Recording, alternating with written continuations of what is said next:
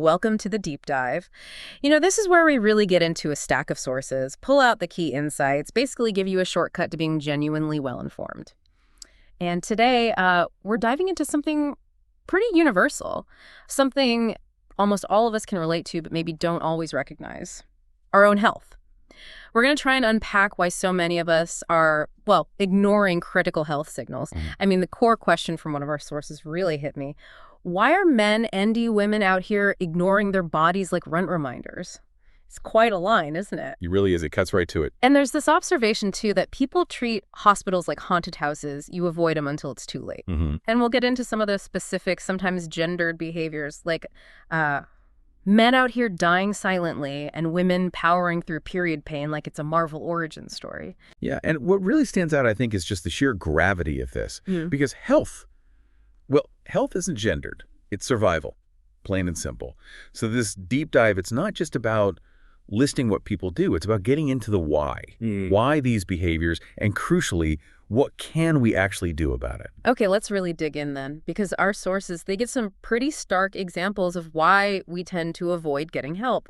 For men, the material is, it's blunt. It says men will have a sharp pain in their chest and say, "It's just gas, sir. You're about to meet your ancestors." Wow. I mean, that's an incredibly vivid, kind of unsettling image, right? It really forces you to confront that denial. It absolutely does. And I think the core insight there is it's how pain for so many isn't treated as a signal, not something to act on. It's more like the status quo you just endure, a sort of silent agreement we make with discomfort. Like it's normal. Exactly. We've collectively normalized treating health like it's optional, especially when things first crop up. Yeah.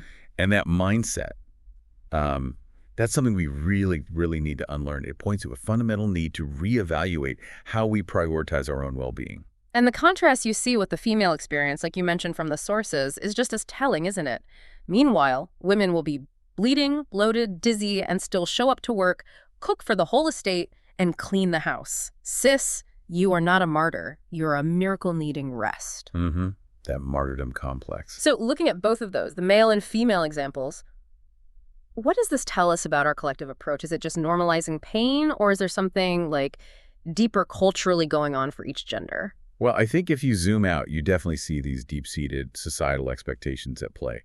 For men, there's often this cultural narrative around strength, right? Self-reliance, invulnerability, almost. Right. Don't show weakness. Exactly. So admitting pain, seeking help. That might feel like failing that expectation, like weakness. And then for women, you have the burden of caregiving, domestic stuff, plus maybe a higher tolerance for pain, sometimes associated with, biological functions.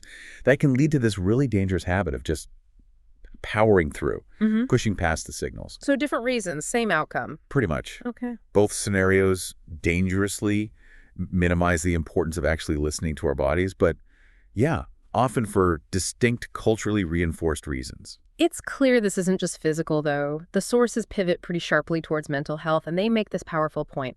Mental health is health, full stop.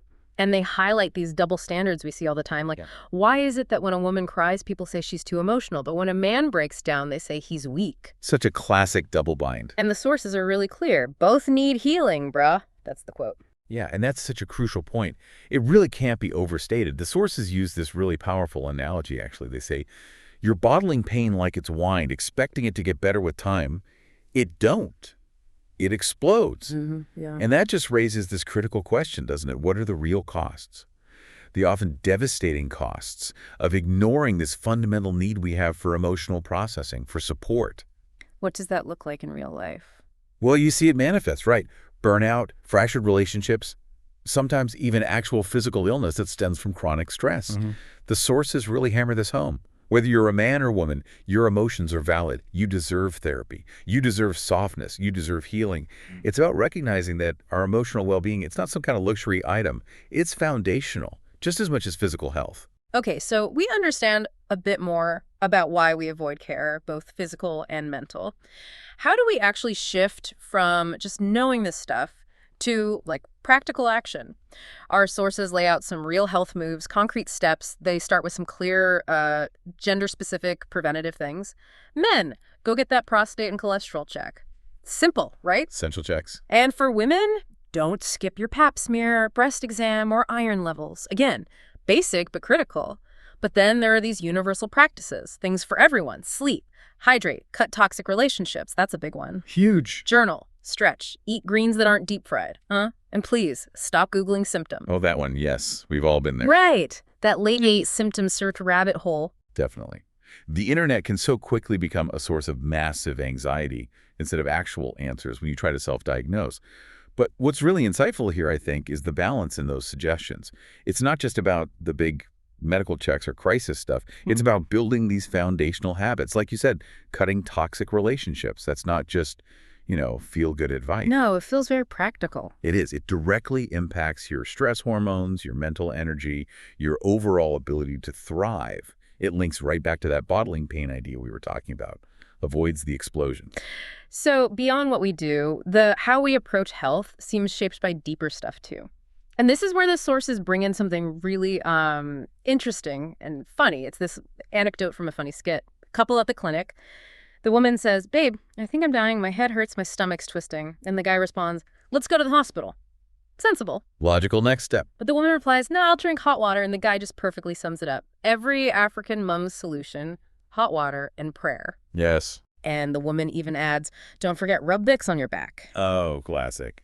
So what does this little skit tell us about the powerful, often unconscious role of culture, of those ingrained habits on how we seek healthcare or don't seek it? Oh, that skit just perfectly illustrates it, doesn't it? Yeah. How deeply ingrained these cultural norms and sort of familiar home remedies can sometimes completely override the logical step, the step of seeking professional medical care. It's about the perceived easy solution, maybe, the comfort of tradition versus the necessary but often more inconvenient trip to the doctor. Yeah, that makes sense. The path of least resistance. Right. And it highlights this universal pattern where maybe trust in folk wisdom or just a cultural bias towards toughing it out can delay or even prevent getting critical help when it's needed. And from that insight, the sources then offer this wisdom drop, things to start doing now, And these aren't just like light suggestions. They're framed as essential shifts in mindset, foundational pillars for really taking charge. Okay, like what? Things like book checkups before pain hits. Proactive, not reactive.